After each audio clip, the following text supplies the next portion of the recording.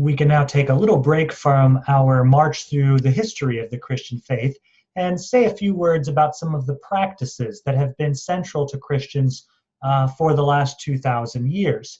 A couple of these practices I want to highlight in this video are often referred to as sacraments by Christians.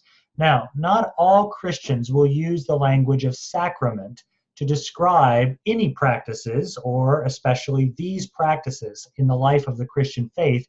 And yet, even for those Christians who do not believe that these practices are sacraments, will often still value these practices and perform them. So I want to highlight just two of these practices. The first is baptism, and the second is the Eucharist. Now, some of you might be more familiar with the Roman Catholic Church, which has 7 sacraments. Protestants, following Martin Luther and others, who still wanted to acknowledge sacraments in the Christian faith, generally admit only 2 practices as sacraments. And Luther kind of started that trend, and other reformers followed him. And then there will be other Protestants who will not use the language of sacrament at all. So before we talk about those 2 practices that are often referred to as sacraments, what is a sacrament? I think in some ways the simplest way to think of a sacrament is that it is a practice that both signifies and sanctifies. In other words, it's a practice that signifies something important for the Christian faith. For example, we can think of baptism as signifying some sort of cleansing of sin, right? Or we could think of the Eucharist as a sign of spiritual nourishment, right? But it also sanctifies. In other words, it's not just a symbol. It is not just a sign. To call these practices sacraments suggests that there is a real grace that is present through the practice of these rituals, right? So, baptism, for example, if you are a sacramental Christian, then baptism is not just a symbol of the cleansing of your sin. It is, in a very real way, the cleansing of sin through the grace that is present in the waters of baptism. Right?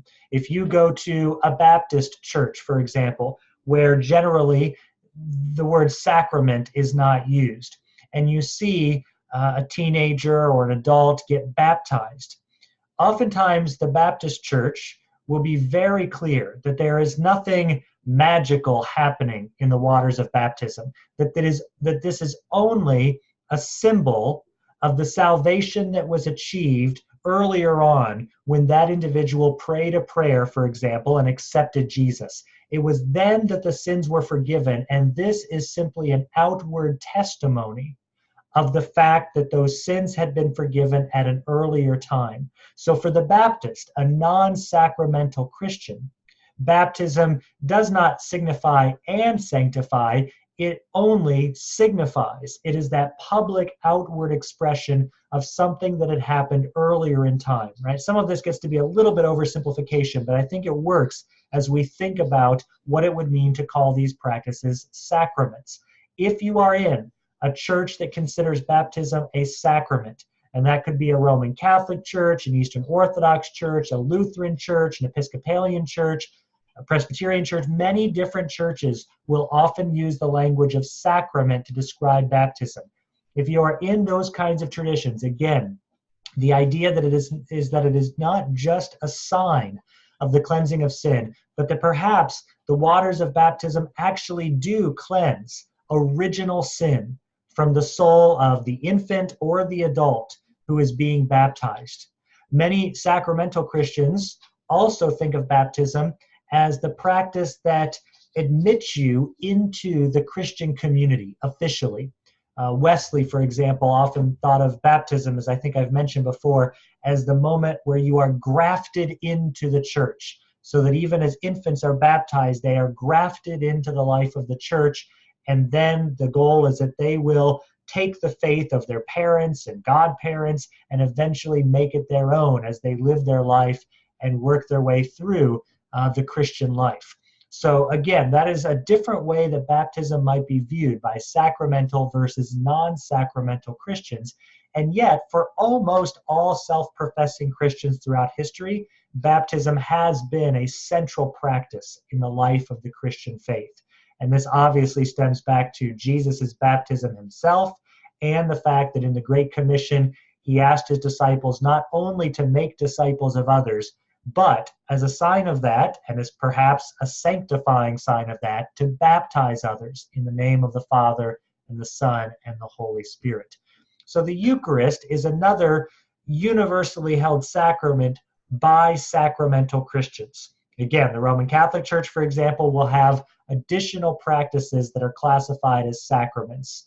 But for all sacramental Christians, Catholic and Protestant and Orthodox, the Eucharist will be considered one of those sacramental practices. And again, there are also non-sacramental Christians who will not acknowledge the Eucharist as a sacrament.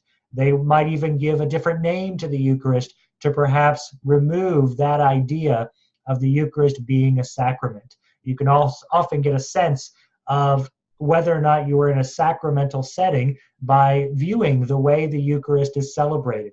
Is it, for example, celebrated only once a month or once a quarter? Then you're probably in a non-sacramental tradition, because that tradition would say that there is no extra grace offered in this practice. Therefore, there's no reason to do it constantly. What you are doing when you eat the bread and drink the wine or the grape juice is that you are remembering the events of Jesus' death and eventual resurrection. In that sense, the Eucharist is merely, although importantly, a sign, a symbol of something that happened previously, in this case 2,000 years ago. If you are in a sacramental tradition, then most likely the Eucharist is being celebrated every week, perhaps several times every week.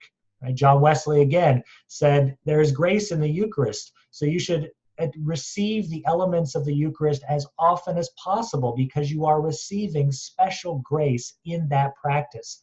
Because for Wesley and other sacramental Christians, the Eucharist does not just signify events of the past.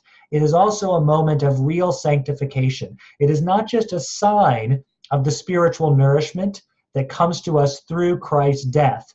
It is also spiritual nourishment itself, as grace is being provided.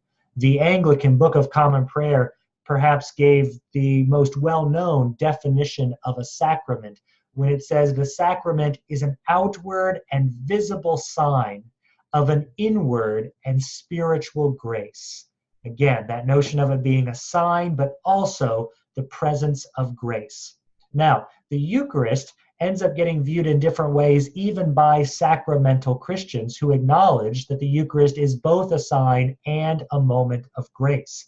The Roman Catholic Church at the Council of Trent officially declared the doctrine of transubstantiation as the way that the Roman Catholic Church understands what happens at the moment when the Eucharist is celebrated. And the word transubstantiation actually gets us back to Aristotelian philosophical language. Aristotle often wanted to discuss the substance of a thing versus the accidents of a thing.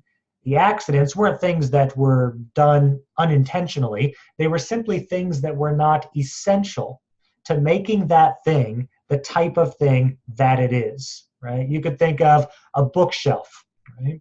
Is the fact that my bookshelves are brown substantial or essential to making them bookshelves, or is the brownness an accident? In Aristotle's terms, the brownness is an accident. They could be black and you would still call them bookshelves.